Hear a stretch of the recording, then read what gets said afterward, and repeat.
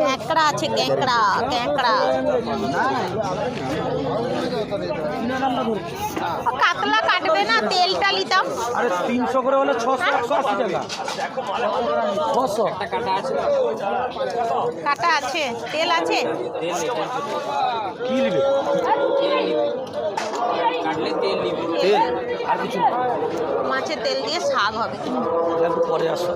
পরে আমি তো পালাবো গো, আমার তো ডিউটি আছে। না পরে কাটা আছে না, এখন আর কাটা হবে। এটা একটু উঠে গেলে তারপর আবার কাটা।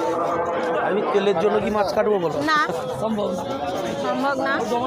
বাজারে চলে এসেছি, এই যে মাছ বাজার। এইটা কাঁকড়া, এটা নোনা মাছ, রুলি মাছ। আরো 300 গ্রাম 100 রুপিয়া।